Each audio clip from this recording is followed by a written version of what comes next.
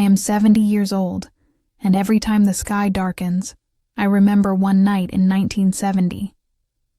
It was 3 in the morning when someone knocked on our farmhouse door. 3 simple knocks. I was 15. My mother was ill in the next room. We were alone on a dirt road that never made it onto most maps. People think the past fades. Mine doesn't. It waits behind a locked door. Before that night, I believed our life was plain and small. A few rows of beans, a stubborn cow named Daisy, a well that ran colder than our winters, and a mother whose heart worked too hard for a body grown thin. I did the chores and said my prayers and tried not to think about my father, who left one evening and never returned. Folks called it a disappearance. Silence felt more accurate. Then the storm came, and the knocking. I stood in the kitchen with a lamp in my hand and a blade by my leg, feeling the weight of a choice I had no practice making. My mother whispered, "Don't open it." Fear speaks in small sentences. I listened until the voice on the other side broke and said, "Please. I'm hurt. If you leave me out here, I won't make it. I wish I could tell you the choice was easy. It wasn't. I wish I could tell you I knew exactly who stood outside. I didn't. But I can tell you this. That door did not open to a stranger only. It opened to our history, our land, our secrets, and the end of a powerful man's quiet rule over a quiet county. If you stay with me, I'll show you what was hidden in our house and why certain men feared it. I'll show you how a single night stretched forward into years, through a tunnel under our floor, down roads watched by the wrong eyes, and into a courtroom where the truth finally learned how to stand. If this story gives you even a little strength, type the word strength in the comments. Not for me, for the next person who needs to see they're not alone. Would you have opened the door? We had no electricity back then. The lamp's small circle of light touched the door and stopped. Beyond it, only storm dark. I felt the grain of the wood with my palm, the way you feel a horse's flank to know if it's calm or ready to kick. "Who is it?" I asked, though my voice barely reached the crack. A pause. Then a man's answer, breathless and tight. "Help, please, I'm bleeding." My mother called from her bed. "Sarah Beth, no." She never raised her voice. Illness taught her to save her strength for sentences that mattered. I slid the bolt just enough to make the door protest. I kept the blade close.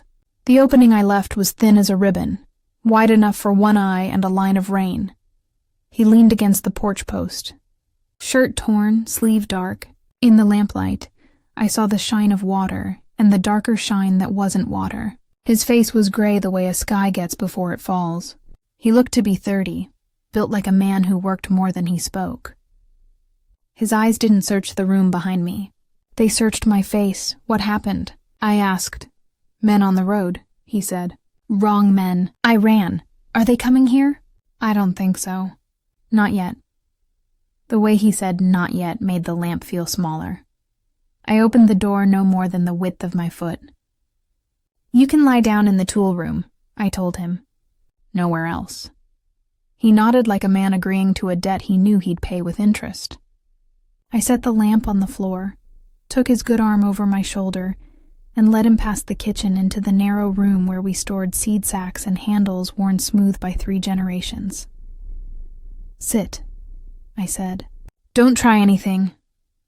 I lifted the blade so he could see I meant it. He managed half a smile. "Wouldn't dream of it."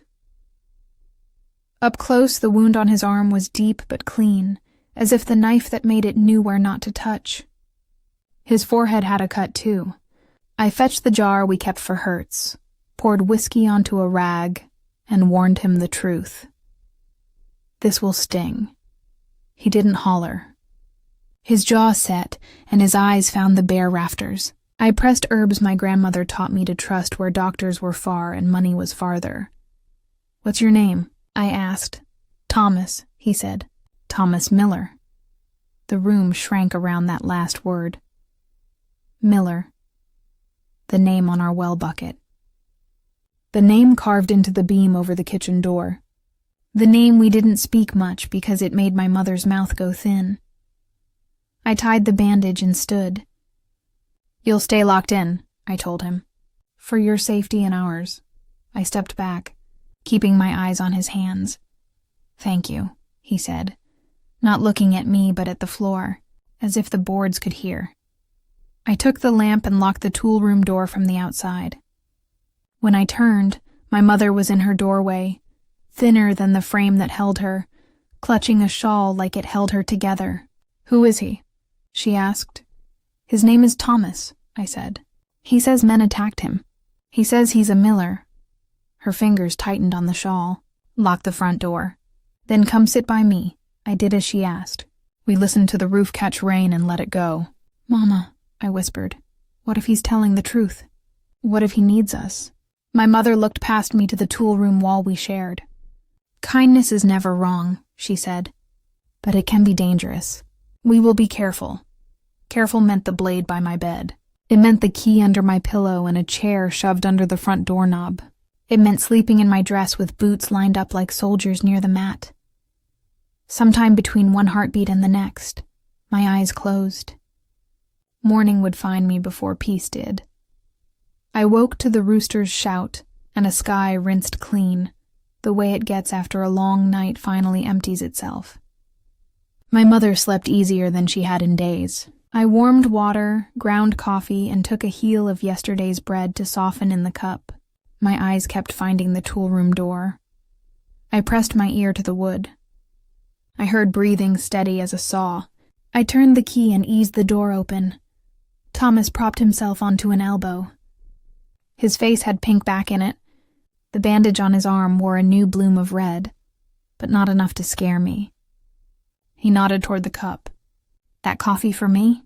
"It is now," I said, surprised to hear myself answer like that. I wasn't used to talking to grown men. He drank like a man who had run from something you couldn't outrun. "Thank you," he said, and set the cup down with care, as if cups had feelings. "You said your name is Miller," I began, sitting on the threshold so the doorframe stayed between us. "Where are you from?" "Knoxville way," he said. "Been on the road, working where work finds me." "Plenty of roads in Knoxville," I said. "Not many lead here by accident." He rubbed the cut on his forehead like it might answer for him. "Storm pushed me off the ridge. I was looking for shelter, found men instead. The story held together, but it didn't feel sewn all the way." He noticed me noticing. "I'm not here to cause trouble," he said softly. "I'm here to avoid it." I stood to take the cup, and he studied me in that respectful way men who were raised right study a person they owe thanks to. "You remind me of someone," he said. "I'm 15, I answered, a warning dressed as a fact. "Don't remind me of anyone." He lifted his palms. "Fair." I brought more bread and a small jar of honey, the good kind we saved. He ate slower this time, like he understood that gratitude is not just appetite but pace. In the front room, my mother called my name. I left the door open a crack and went to her.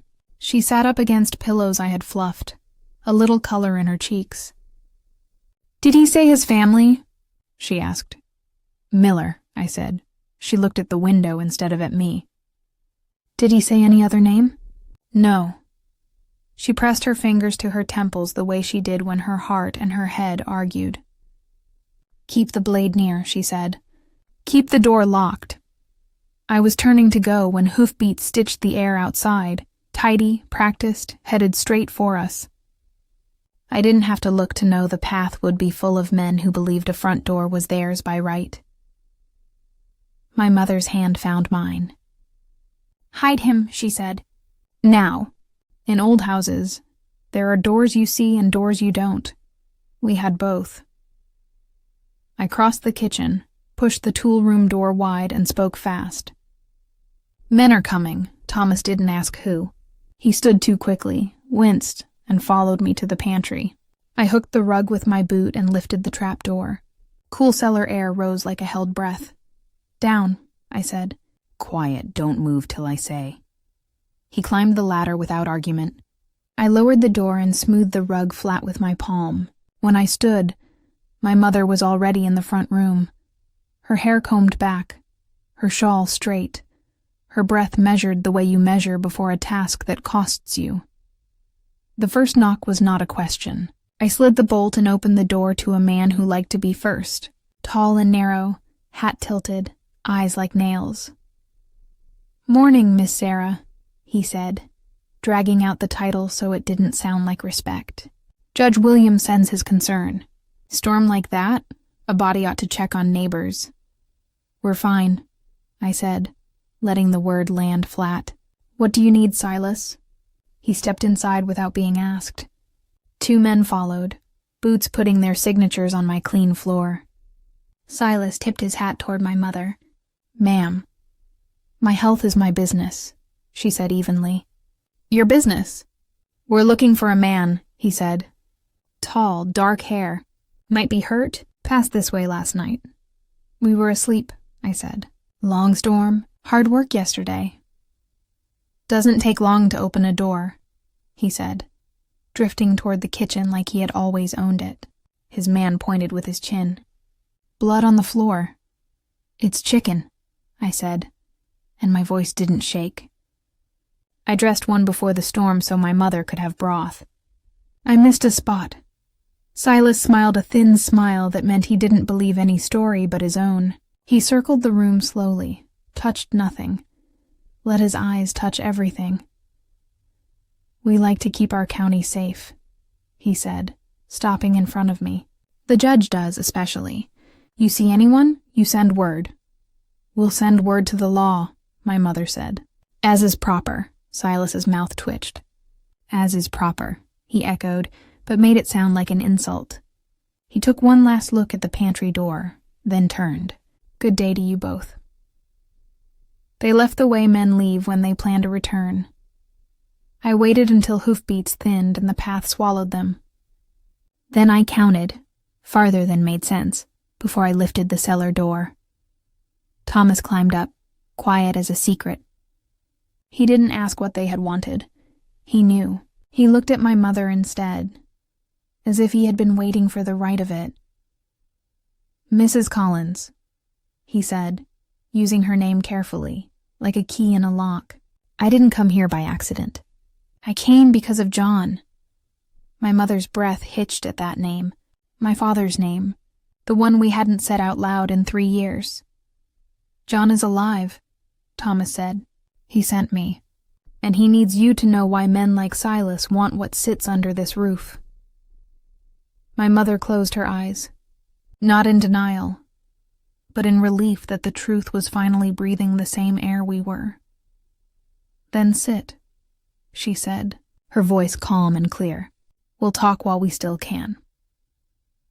Thomas sat at the edge of the chair like a man ready to stand if truth required it. My mother faced him from the rocker, hands folded, watching the front path through the thin curtain. "You said his name," I told Thomas. "My father," he nodded. "John sent me to bring you both out, and to fetch what the judge wants from this house." "What could that man possibly want from us?" I asked. "Not you," Thomas said. "What you're keeping, whether you know it or not." Before he could explain, the hoofbeats returned. Not hurried, confident. Silas didn't knock this time so much as announce himself with the back of his hand. I opened the door to the width of his patience. "We'll have another look," he said. They fanned out. One man drifted toward the bedroom, another to the kitchen. Silas took the front room and the air in it. He peered at shelves, tapped the walls with his knuckles, paused at the pantry. The rug lay flat as a pond. He thumbed its edge, then straightened, eyes moving to my mother. "You keeping well, ma'am?" "My health won't help your search," she said. He smiled as if that amused him. "Some folks around here say John Miller kept papers he had no right to. I hear tell those papers could stir up old arguments about landlines. You wouldn't know anything about that, would you?" I kept my face still. "We don't keep gossip in the house. It spoils faster than milk." Silas's eyes went to the kitchen again. "We'll be back," he said at last, "with questions you'll want to answer." When their horses were finally just noise and then not even that, my shoulders found their shape again. My mother looked to Thomas. "Speak plain." Thomas placed his palms on his knees. "The judge wants proof," he said. "Your people's proof. Your great-grandfather marked boundaries honest and wrote it all down. John found those notes years ago and kept them safe. When the judge learned that, he started pressing. John ran to keep you both from being pressed with him." "Where are the notes?" I asked. Thomas held my gaze. "John believes part of it stayed here. A drawing. Maybe more than a drawing. He couldn't find it before he had to go." I looked around our small front room, suddenly seeing it the way a stranger might. The clock that hadn't kept time in months, the shelf with family pieces, the sewing basket my grandmother's hands wore smooth. "Why us? Why our little patch?" I asked. "Because this little patch sits on the edge of a larger truth," Thomas said, "and men like the judge fear truth with edges." We were quiet then. Outside, the storm had washed the world clean and left everything too visible. "We can't stay," my mother said, "not with men who plan to return." "Then we leave," Thomas answered. "But not by the front path." My mother's eyes went to the pantry, then down, past the rug, past the floor. "There's a way," she said. "My father built it so a body could disappear without leaving the house." I stared at her. "A way where?" "Under us," she said simply. "And it'll take more than Silas to find it." That was the last quiet minute before we learned how the ground itself can carry a family to safety. The pantry smelled of dry beans and old summers. I tipped the rug back and lifted the cellar door. Thomas went down first with the lamp, careful of his bandaged arm. My mother followed, stubborn about the ladder, swallowing a wince she would not give voice to. I came last and settled the door over us, drawing the rug across with a hook so everything above looked ordinary. In the cellar's dim, my mother motioned us to the corner, behind a rank of potato sacks. She pressed her fingers to a seam in the packed dirt I had never noticed, then pried up a narrow plank fitted so tight it might as well have been part of the earth.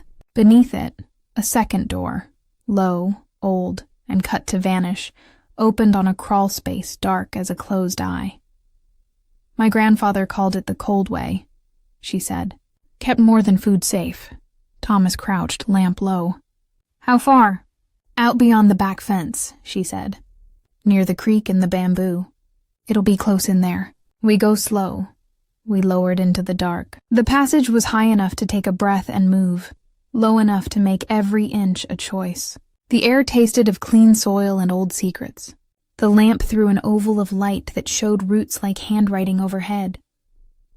I went behind my mother, one hand steadying her, the other on the bundle that held what we could not leave. Her shawl, a photograph of my father before time had its say, a small book of remedies my grandmother had written longhand. Behind me, Thomas closed the door and brought the night with him. We crawled. Our breath found a rhythm. The earth took our weight and gave it back. Every few yards we stopped so my mother could gather strength like coins. In the dark, voices are truer. "You said my father is alive," I whispered toward the lamp. "Where?" "Knoxville," Thomas answered. "Working quiet, waiting for a time when truth has a chance to be heard. He sent money when he could. He sent me when he couldn't keep waiting." "You know him?" Thomas was quiet long enough that the question felt heavier than I meant it. "We grew up under the same roof," he said. "I owe him more than I can say." "Then why didn't he come himself?" "Because the judge doesn't fear me the way he fears John," Thomas said. "Because some doors close harder than others once you open them." We moved on. The crawl seemed endless until Thomas said, "Light ahead." A smudge at first, then a thin silver that tasted like fresh water. At the last bend, my mother paused. "Sarah Beth," she said, voice no bigger than the tunnel. "Your father didn't leave because he stopped loving us. He left because he learned what the judge had done to our people and what he meant to do next. We'll talk more when we can breathe standing up. We reached the opening, a mouth under the bamboo. Thomas worked his shoulders and slid out first, then turned to take my mother's hands. I pushed from below and the earth let us go. We lay still for a long moment, looking up through the stalks at a sky that had decided to pretend it had never been angry. We head to Robert's, Thomas said when we could stand. He's a friend to John, keeps his own counsel. Far? I asked. Far enough to matter, he said. Close enough to make if we move now. We took the long way, the kind that avoids being seen. The blade I'd kept at my side felt less like a weapon and more like a promise. We crossed the back pasture, the creek where we used to cool milk in summer, and the stand of pines that listened without telling. Every step away from the house felt like leaving a page unread. At the ridge, I looked back. From that distance, our home was only roof and memory.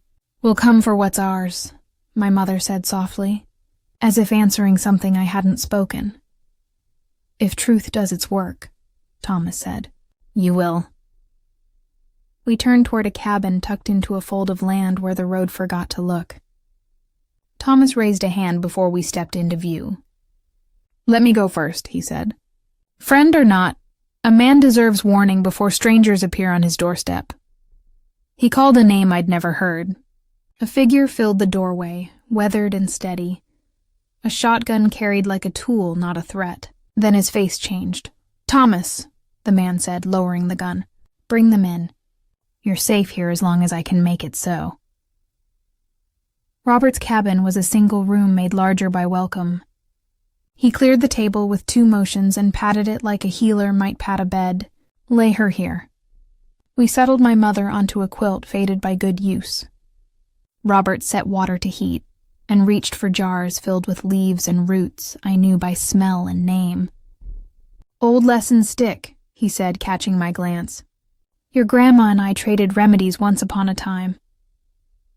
That would be my mother whispered, managing a small smile. She never traded unless she respected a person. Then we're counting that as a blessing, Robert said. He made a tea that tasted like strength, and another that asked the body to ease. After a time, my mother's breath evened, and color visited her cheeks. Thomas told Robert enough to make next steps clear. The visit from Silas, the search, the plan to return, the way out we took. Robert listened without interrupting, then nodded once. You can't stay, he said. There's a man in Chattanooga, a doctor who still remembers his oath. I'll get word to him. He'll help, but we've got to be quiet until the road's cool. How long do we wait? I asked. Through the night, he said. Maybe another day. The judge likes to strike while folks are scared. Fear makes people open doors they shouldn't. I sat by my mother, holding her hand, my other hand worrying the edge of the small leather notebook I had packed without thinking. It was my grandmother's, recipes for tonics, measurements scribbled in a neat hand, small notes in the margins about seasons and the stubbornness of certain plants. The back cover felt thicker than the front. I smoothed it, then pressed again. It didn't give the way leather should. Something wrong? Thomas asked. This book, I said. It feels wrong or right? I don't know. Robert glanced over. Some families hide what matters in what looks ordinary, he said. I've seen Bibles with hollows and clocks that don't keep time because they keep papers. And your people had reason. I turned the book in my hands. The stitching along the spine looked like it had been touched twice. Once by the maker, and once by someone who needed it to hold more than it should. I slid a fingernail under a seam and felt the tiniest lift. Careful, Robert said, coming closer. If there's something in there, don't tear the proof while you're finding it. I worked slow, teasing the leather from the board like peeling fruit without breaking the skin. A sliver of paper showed, a color older than anything else on the table.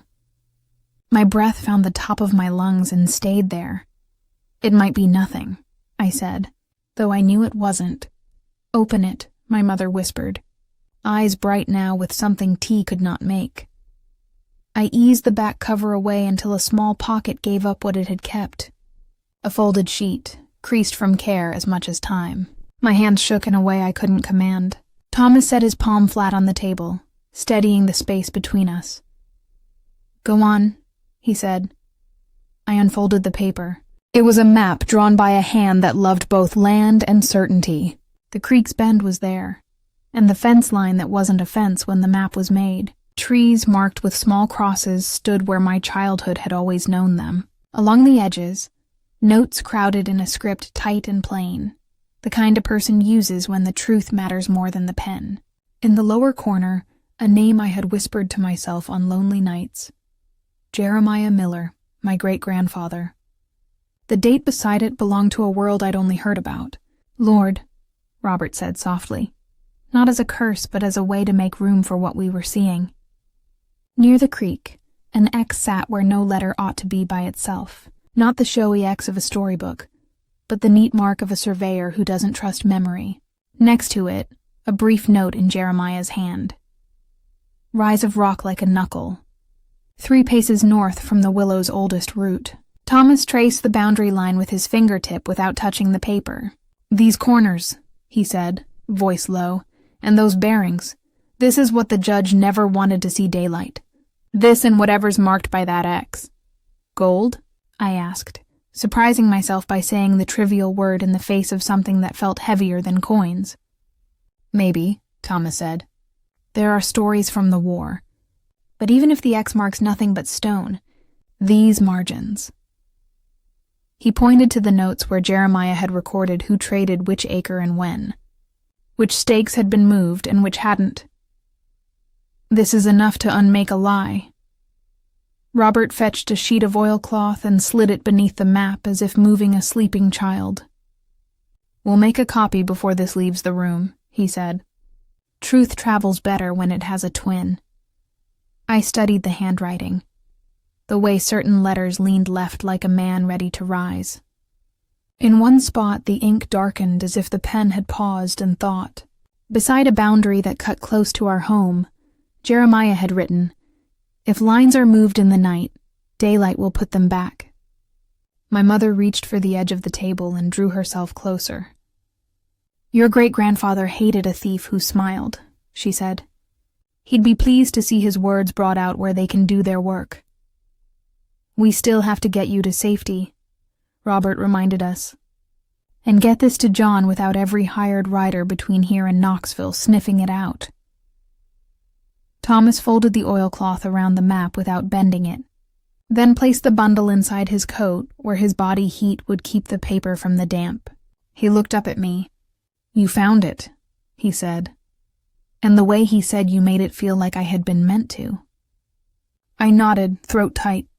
"Where do we go first?" "Doctor in Chattanooga," Robert answered. "Night travel. Back ways." He stepped to the window and angled the curtain just enough to see. His face changed in the way a face changes when the future knocks too soon. "Riders," he said. "2 on the road, more likely behind." The room went still. Thomas stood, testing his arm like a man deciding what it could promise. My mother closed her fingers around mine. The map, our past, and our way forward rested against Thomas's ribs like a second heart. "We move," he said. "Now." Robert nodded. "I'll fetch the cart and line it with quilts. We'll take the forest path to the crossroads and pray for one more kindness." I lifted the small leather book that had held more than tea and recipes and slipped it into my bundle. It looked ordinary again, which is what saved it the first time. Maybe it would save us now. As we stepped onto the hard-packed yard, the sky wore the late light that makes every shadow longer. The road, which had carried trouble our way all morning, gleamed between the trees like a blade turned flat. We headed for the cover that knew our names. The secret under our roof was no longer a secret. It was a plan. And as the first hoofbeats reached the edge of Robert's land, the ground itself seemed to rise to meet us. Robert brought the old cart from behind the shed and lined it with quilts that smelled of sun and soap. We lifted my mother onto the makeshift stretcher as gently as hands can manage, then settled her in the cart with another blanket drawn up under her chin. Her fingers found mine and held fast. "We keep to the trees," Robert said. "Crossroads at first light." Thomas took the reins. I walked beside the cart, one hand on the stretcher so the rough path didn't jolt my mother more than it had to. We skirted fence lines and slid into the dark edge of the woods where the road could not see us. Between branches, the sky thinned to gray. Birds woke and argued about the day like they always do, no matter what people plan. Where the trees opened, we hurried. Where the ground turned soft, we lifted. Once, my mother whispered my name and I leaned close. Her eyes were clear and steady. "Forward," she said. One word, all the permission I needed. At the last fold of trees, Robert raised his palm. "There," he said, and I saw the crossroads and an old truck waiting like a promise kept. A big man leaned on the hood, hat low, watching in the unhurried way of someone who does not scare easy. "Jim," Robert called softly. The man's face brightened. "You found them," Jim said. "Let's get your mama aboard." Together, they lifted the stretcher into the truck bed where blankets and a canvas tarp already waited. Jim tucked the edges as if he'd been doing this all his life. "You'll ride back here with her," he told me. "Stay low. I've got a checkpoint down the road. I'm just a man hauling vegetables. That's all anyone needs to see." Thomas squeezed my shoulder. "If anything sounds wrong, you stay still," he said. "Quiet saves us now." Under the canvas, the air was warm and close. I kept one hand on my mother's wrist, counting each beat like a prayer with numbers. The truck eased forward and the world turned to motion and rattle. I thought of our house and the tunnel and the map now folded inside Thomas's coat. I thought of my father somewhere ahead, looking at a clock for the same hour we were counting toward. After some miles, the truck slowed and men's voices rose and fell, official in their rhythm. Jim answered in a friendly way about weather and crops and market prices. A corner of the tarp lifted, then fell. The truck rolled again. I let out the breath I didn't know I'd kept. My mother's eyelids fluttered. "Almost there," I whispered. She didn't answer, but her fingers tightened around mine once, strong enough to speak for her. By midday, the truck turned off the main road onto a lane lined with trees that threw down their shade like help. A plain house sat back from the lane, white paint clean against the green. A man with spectacles stood on the porch, sleeves rolled, gaze sharp and kind. "Bring her in," he called. "You did the hard part. I'll do mine." We carried my mother inside to a room with clean sheets and a window that let in honest light. The doctor, Wilson, Jim called him, listened, checked, measured, and nodded. "She is very tired, and her heart has been carrying more than it should," he said. "But she's here. We'll ease what can be eased." He gave her medicine and a tea that tasted of the first day of spring. Color returned to her face by degrees. Sleep found her that didn't look like drowning. When I looked at Thomas, I could see his shoulders drop the smallest amount. "Rest while you can," Doc Wilson said. "The road ahead is still a road." That evening, Doc Wilson let me help with small things, cool cloths, sips of water, tasks that make a person useful when the bigger work is not theirs to do. My mother slept, woke, smiled, and slept again. In the front room, a telephone sat on a little table. It looked like a machine that had secrets of its own. Doc Wilson cranked and asked for a number he knew by heart. He spoke to someone in Knoxville and said what needed saying. He hung up and turned to me. "Your father will meet you on the edge of town tomorrow," he said. "A diner that can be reached by roads nobody watches much." The word father reached into a part of me I guarded even from myself. Anger pressed up against relief.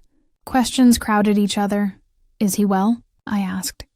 "As well as a man can be who has wanted to see his family and could not," Doc Wilson said.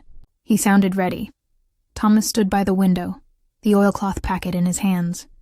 "And the paper?" I asked, surprised by how carefully my voice worked around the word. "We keep it close," Thomas said.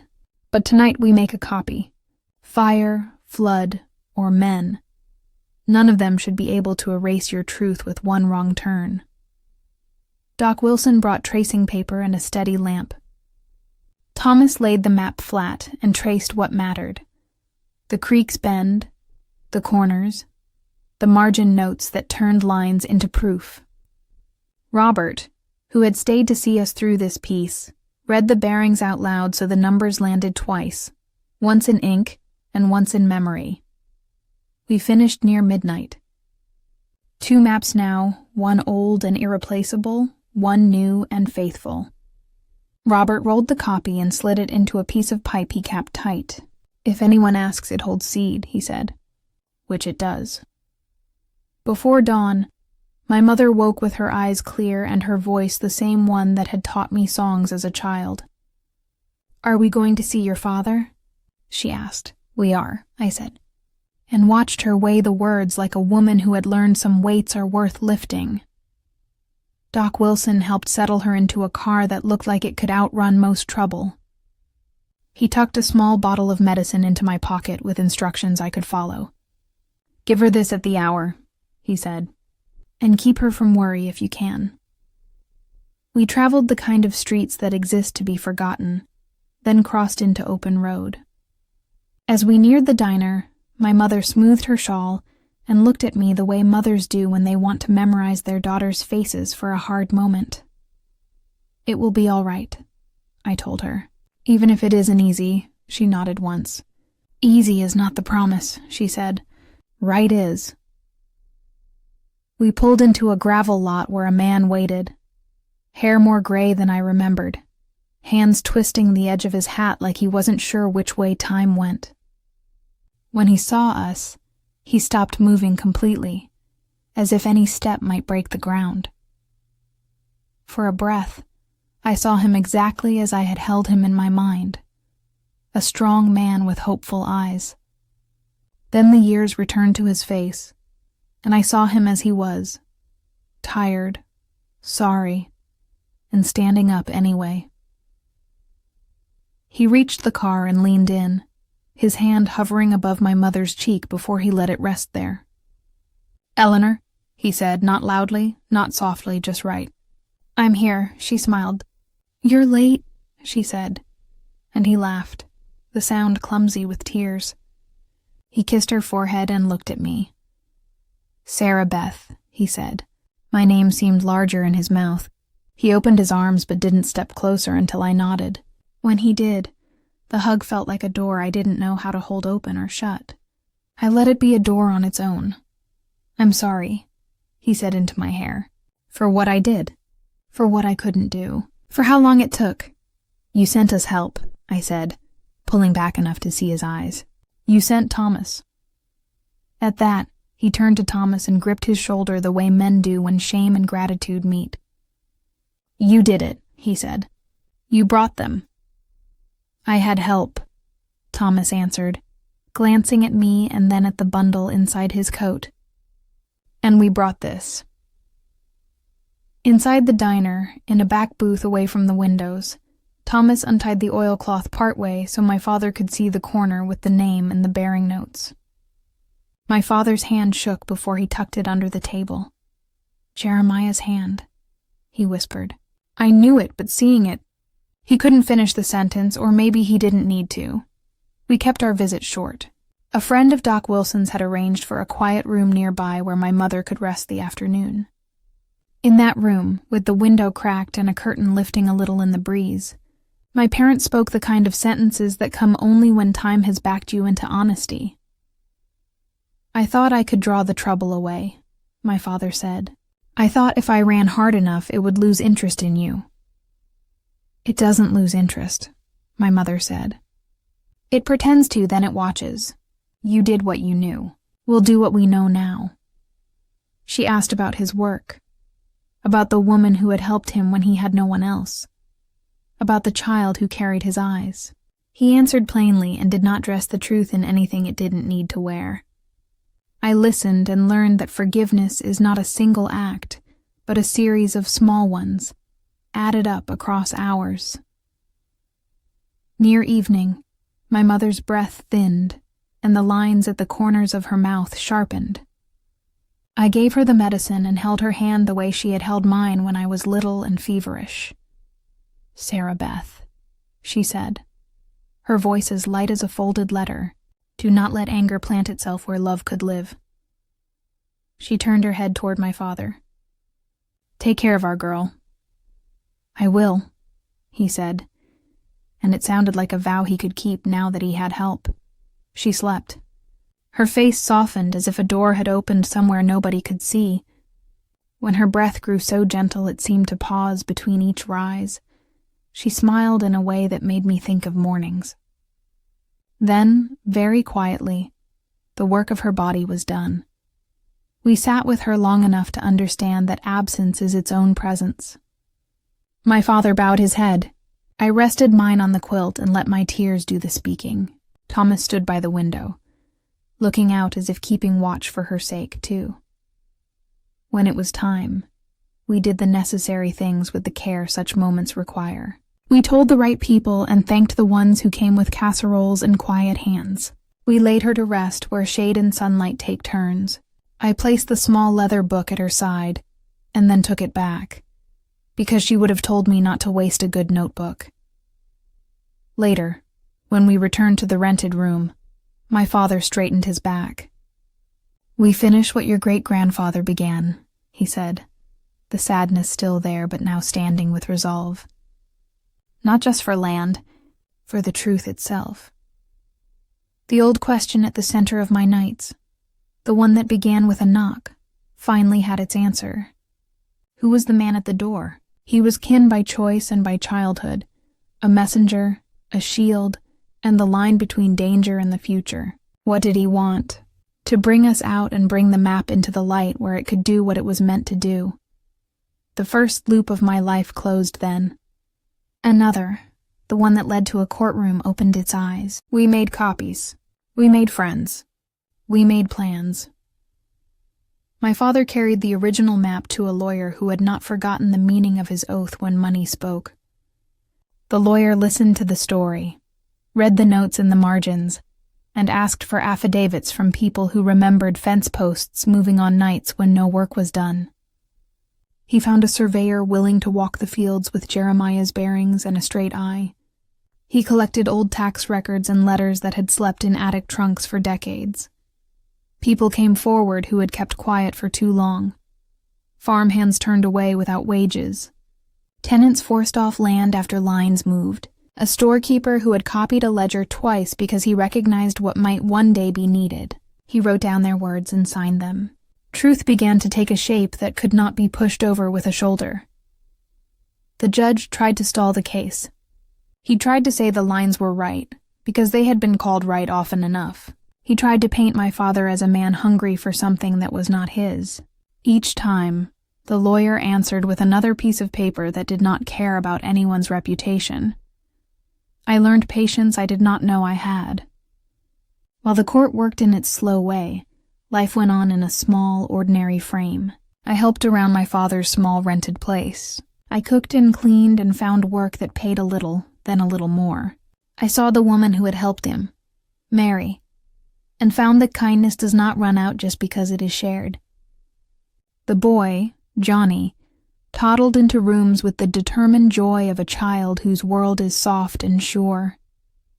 I let him take my hand and lead me places he thought I had never been. Every month or so, Thomas and my father drove out of town with the lawyer and the surveyor. They came back with dirt on their boots and hope in their faces. "It's holding," Thomas would say. "What Jeremiah wrote is still there, no matter what men like the judge tried." At last, a date. The courthouse would hear what needed hearing. That morning, my father put on a suit that had seen other hard rooms. I braided my hair and took a deep breath and told myself that however the judge looked at us, we would look back. Thomas carried the rolled copy of the map and the notes. The lawyer carried a stack of folders tied with string. In the courtroom, the judge who had been judged too long sat at his table with men who had practiced their calm in mirrors. He did not look at us at first. When he finally did, his eyes slid off me the way a glance slides off glass. That was his mistake.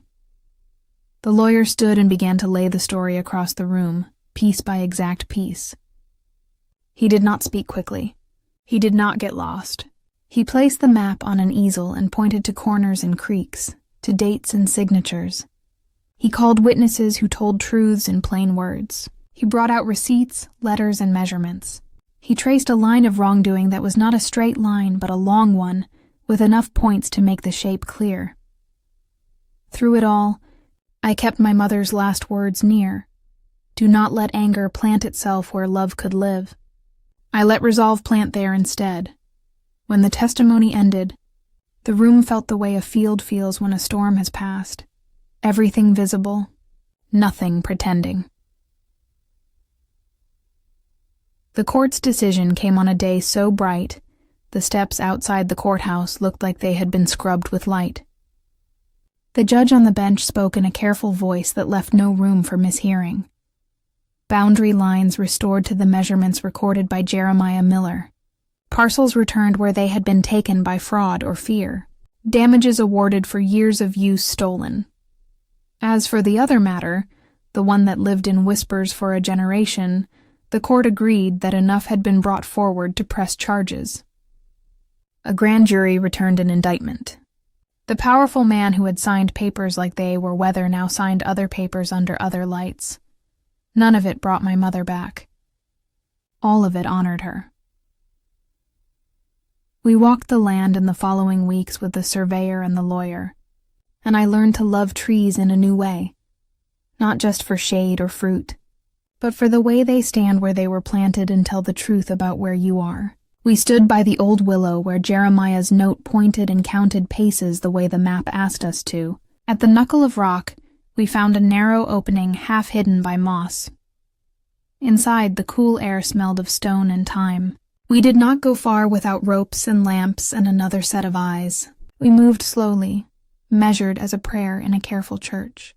We found, at last, a small chamber where the ground raised itself like a low table. On it sat 3 iron-bound chests softened by years. We carried them out one by one and opened them in the light. The contents were not the kind of fortune that lights greedy eyes. Coins, yes, a few pieces from a time when armies passed through with other people's valuables in their wagons. Some papers that had no worth now, except to a museum that cares about the past. We did not rejoice like people in stories who think gold will make them new. We felt grateful in a quieter way, the kind that recognizes symbols and takes their comfort without confusing them for salvation. The true treasure had already done its work, a map that told the truth, and men willing to stand up for it. We rebuilt the farm where our family had stood for generations. We fixed fence lines where they belonged. We planted rows straight and true. The house we raised was modest and warm.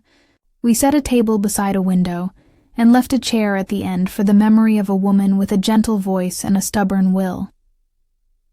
Thomas and I married under a sky that had decided to be generous that day. Our life together was not perfect, but it was honest, and we learned to say the right sorries and to stop talking when silence did the job better. My father lived to see grandchildren run through fields he had once thought lost. He grew old the way good men do, with fewer words and better ones. The man who had leaned on wealth and fear did not lean forever. Time has its own ways of balancing. I did not feel triumph when I learned how his story ended. I felt relief that another chapter could begin where his had taken up too much space. I am 70 now. The porch boards beneath my chair are new enough to be strong and old enough to creak a little, which is how I like things. When rain begins, I still go back to that night, the lamp, the door, the choice. I see the stranger's face and my mother's hand, and I know that if I had closed the door, the past would still have found another way in. The truth was coming either way. We simply met it standing up. People ask what I learned. I learned that power can move lines on a map, but not the line between right and wrong. I learned that a small room can hold more courage than a courthouse if the people inside decide to carry it. I learned that forgiveness is not a gift you give to someone who deserves it, but a weight you set down so you can walk farther. When I walk our fields now, I touch the fence posts sometimes, a habit I don't plan to break. They stand exactly where they should. The creek still curves the way it always did. Trees grow where Jeremiah marked them. Time moves, but the honest things stay honest. If this story gave you even a little courage for whatever your storm looks like, leave the word strength in the comments. Someone who needs it tonight will see it and feel less alone. And if you want to hear more true voices like mine, subscribe. Your click does more than you think. It helps the next story find the person waiting for it. The knock that changed our lives did not end anything. It began a long walk toward daylight, and the daylight, when it came, was enough.